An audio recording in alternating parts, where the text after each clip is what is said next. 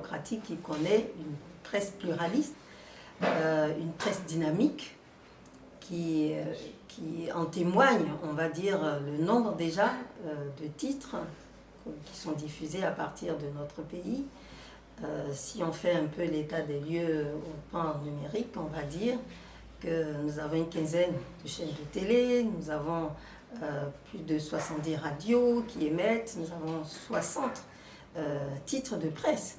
Et puis on ne compte pas les milliers, voire des millions de sites internet professionnels liés à la presse, ainsi que des blogs qui aujourd'hui créent un peu la question fâcheuse par rapport à l'encadrement juridique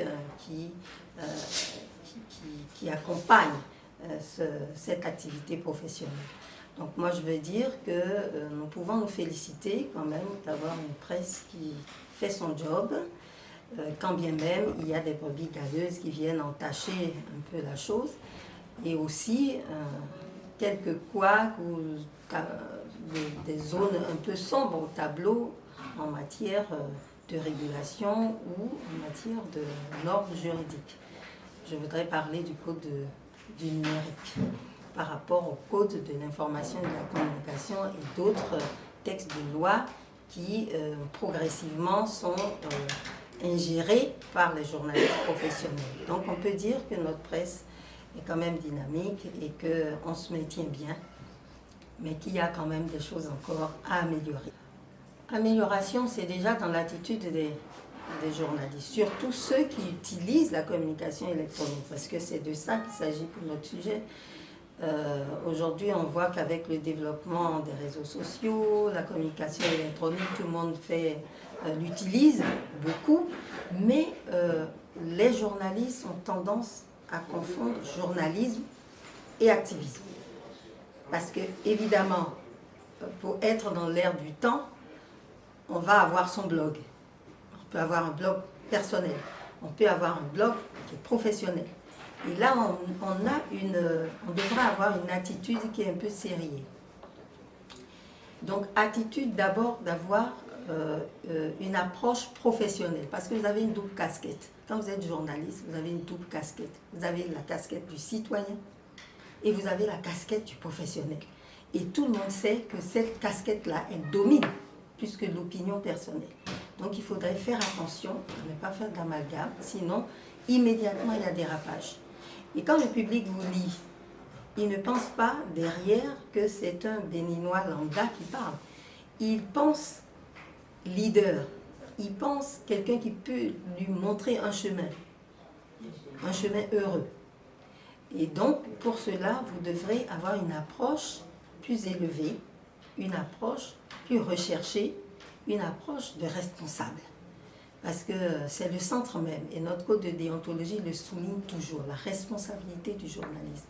Nous avons cette responsabilité d'éclairer l'opinion, d'être des historiens du présent, mais également d'avoir la hauteur et la retenue nécessaires pour ne pas amener les gens au trouble, pour ne pas apporter un trouble à l'ordre public, pour ne pas déranger la paix et la quiétude des citoyens. Donc en ce sens-là, notre attitude première, ce serait de renforcer notre professionnalisme, d'adhérer aux textes qui régissent la profession, parce qu'ils sont nombreux. Un journaliste qui se dit professionnel doit pouvoir avoir lu et intégré les normes dans le traitement de l'information, de la collecte au traitement et à la diffusion de l'information. Seulement maintenant, comme on est un peu caché sur les réseaux sociaux, on peut se cacher sous cette couverture-là pour commencer par développer des activités qui ne portent pas à la vertu et à la construction de notre nation. Donc voilà ce que moi je peux dire. Il faut développer une attitude consciente, une attitude de développement, de construction. Il faut porter vers la paix, il faut porter vers intéresser nos citoyens à comprendre la vérité des choses.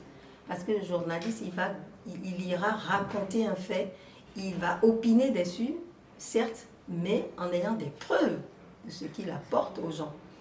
Et c'est tout ça, l'attitude qu'il faut avoir. Donc bien sérieux, les comportements du citoyen lambda et sérier le comportement du journaliste professionnel. Vous devez apporter votre note critique, mais une critique constructive. Dans la critique constructive, ça ne veut pas dire qu'on se positionne en opposant. Ça ne veut pas dire qu'on se positionne en agitateur d'idées à controverse.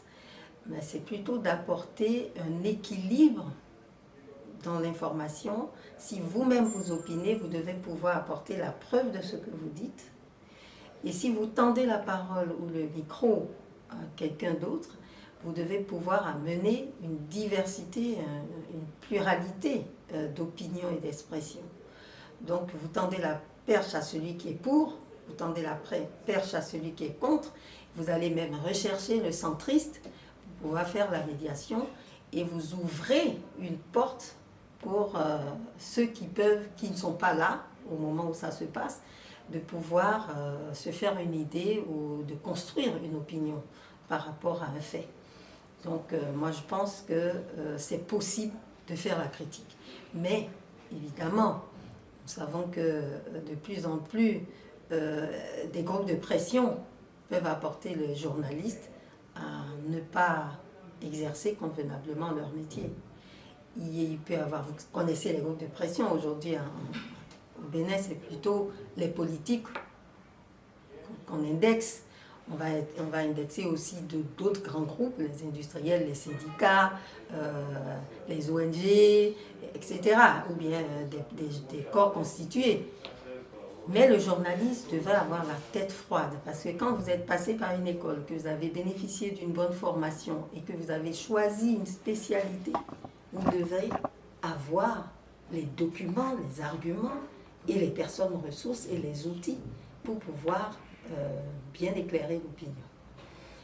C'est vrai qu'aussi, le journaliste lui-même se cherche un peu dans un environnement où la précarité est un peu trop présente. C'est-à-dire que le journaliste ne vit pas bien de son art, il ne vit pas bien de son emploi, de son job, et il a peut-être tendance à rechercher des revenus additionnels, plus faciles, dans la facilité.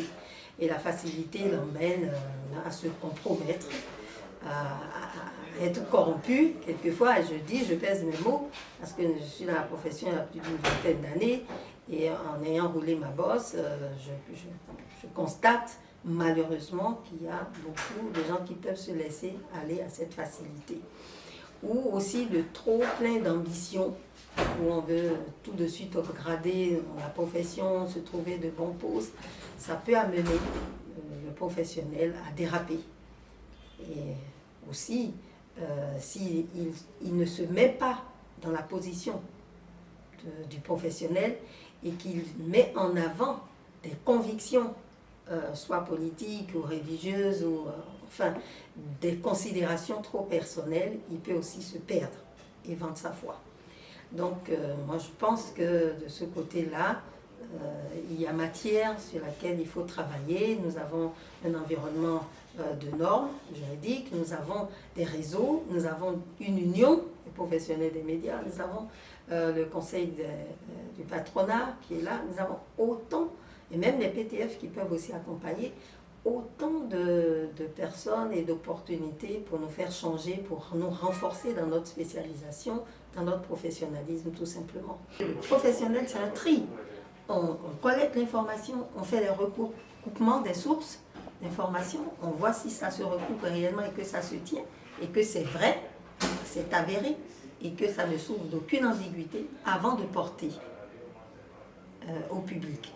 Mais le blogueur va y aller tout de suite, il va avoir une réaction émotionnelle, tout de suite face à une situation, il va balancer sur les réseaux sociaux. Ça peut créer beaucoup de casse. Donc je pense que déjà le fait de ne pas bien s'approprier le contenu du code peut être un facteur de dérapage ou d'exposition à quelques blâmes et sanctions, où on se retrouve dans des peines privatives de liberté, malheureusement. On en compte quelques cas, dont le plus célèbre, déjà plus récent, c'est Ignace Sossou, avec plein d'autres aussi, où on se voit interdire, tout simplement, d'émettre. Donc il y a déjà ça. De deux, il y a le fait que le code du numérique il vient faire un peu doublon avec le code de l'information et de la communication, qui est antérieur et qui, depuis 2015-2016, et en 2018, il y a le code du numérique. C'est vrai, c'est une révolution en matière de numérique et en matière de normes dans notre pays pour développer ce secteur. Mais il comporte quelques dispositions qui ne mettent pas à l'aise, qui ne rassurent pas le journaliste ou les blogueurs quant à la faculté et à l'indépendance de bien exercer, sans peur, sans crainte, mais dans la limite, bien sûr, exigée par la loi, parce que nul n'est censé ignorer la loi. Donc, je pense qu'il y a une disposition et il faudrait faire un combat, peut-être, il faut mener le combat de la paix. Vous êtes dans cette dynamique-là au niveau de l'ONG Liberté et Paix, ce que nous apprécions, et nous sommes d'avis d'accompagner. Il faut mener ce combat, il faut répéter, il faut souligner et pourquoi pas lever le plaidoyer en direction des parlementaires, parce que c'est là que va se jouer le jeu. C'est là où va se dénouer la situation qui est quand même un peu néfaste pour nous, les journalistes, dans notre profession. Il faut dépénaliser les délits de presse. Il ne faudrait pas que parce qu'on s'est peut-être laissé aller à certains dérapages, qu'on puisse être privé de liberté.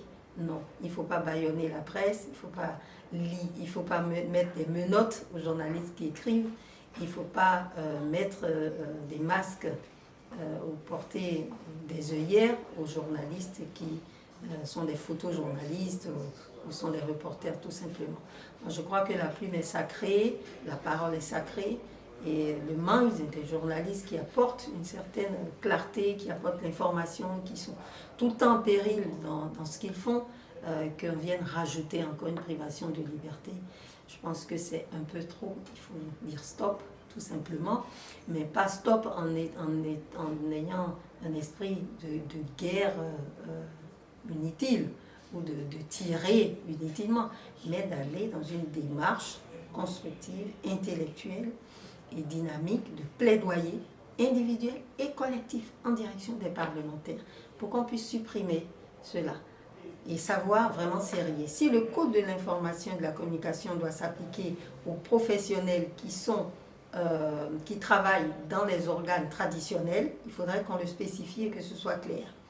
Et si le code du numérique doit s'appliquer uniquement à ceux qui sont sur les blogs, les réseaux sociaux, qui utilisent la communication électronique et les sites, oui, d'accord, il va falloir trancher la question, discuter et trancher. Je crois que les conditions d'abord, c'est travailler à ce que la presse soit plus spécialisée, qu'elle soit formée. On apprécie qu'on ait une grande école déjà chez nous au Bénin, c'est déjà ça, qu'il y a beaucoup d'écoles, d'universités qui forment des journalistes. Donc il faut aller vers cette professionnalisation, il faut aller vers des ateliers, une formation initiale et continue. Parce que à chaque fois, le monde évolue, il y a de nouvelles choses qu'il faut apprendre, il y a de nouvelles techniques qu'il faut acquérir. Et quand le monde change, autant le journaliste doit aussi évoluer avec son temps. Donc il faudrait mettre à disposition tous les outils qu'il faut pour que les journalistes soient mieux informés, soient mieux formés. Il faut également revenir à ce problème de normes, insister sur les normes de notre profession, normes qualité, normes éthiques, normes déontologiques, normes de respect de l'équilibre de l'information, de la pluralité de l'information, des sujets qu'il faut rechercher, aborder dans l'innovation permanente. On ne change pas le monde, mais on peut le construire toujours autrement pour avancer. Et aussi, revenir sur la question de dépénalisation aussi, parce que quand on veut une presse de qualité, si les gens ont peur, ils ne peuvent pas faire correctement le job. Donc, je me dis que c'est un peu ça, c'est ces axes sur lesquels il convient d'aller pour avoir une presse de qualité. Le financement de la presse. Il y a bien évidemment des choses qui se discutent avec l'autorité de régulation. et bien sûr nos partenaires qui sont le CNPA et bien sûr l'Union. Mais il faudrait que l'État comprenne que les moyens, presse c'est aussi des moyens. C'est bien évidemment cette opportunité que nous saluons, que le gouvernement a mis à disposition avec Internet, haut débit, l'accès, la couverture qui est plus facilitée, et puis les normes qu'on met à disposition avec le code du numérique, mais il va falloir trancher un certain nombre de questions pour que le tableau ne soit pas trop sombre et que nous puissions en toute indépendance, autonomie, avec fierté, assumer notre rôle de journaliste. Il faut une presse dynamique, autonome, indépendante pour faire une démocratie. Et nous avons pris cette option depuis la conférence des forces libres de la nation en 90, depuis qu'on a tenu l'état des lieux de la presse aussi, nous avons fait l'option d'une presse libre. Donc si un pays doit s'inscrire dans la démocratie, il doit également prendre sur lui, je parle des gouvernants, ils doivent prendre sur eux de souffrir du fait qu'il y ait quelques contradictions aussi. Tout ça permet de construire un monde prospère.